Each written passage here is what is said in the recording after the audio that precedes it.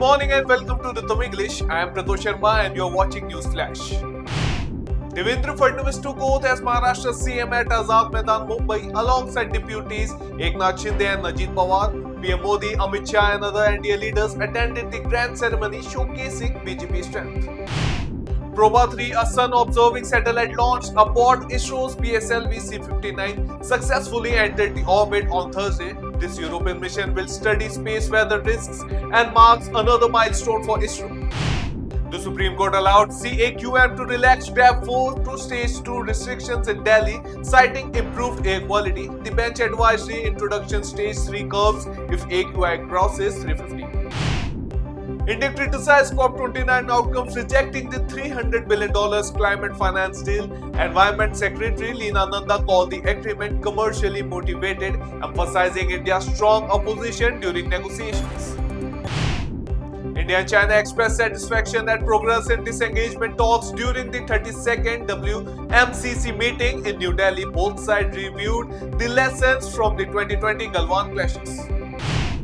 South Korean President Yoon Suk Yeol's brief martial law declaration was criticized by the US Deputy Secretary of State Kurt Campbell as illegitimate, surprising even Yoon's own allies. French lawmakers ousted PM Michel Barnier's government via no-confidence vote, plunging France into political turmoil. This is the first such ousting in over 60 years, threatening the country's stability.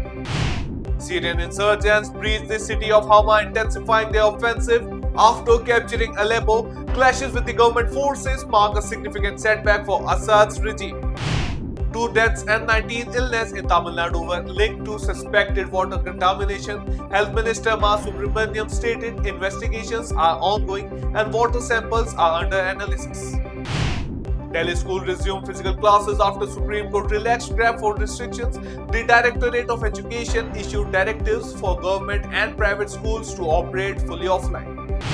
Hariyat leader Mirwais Umar Farooq sought to depose before the Waqf Amendment Bill Committee. However, the panel's response remains uncertain amid opposition from ruling party members.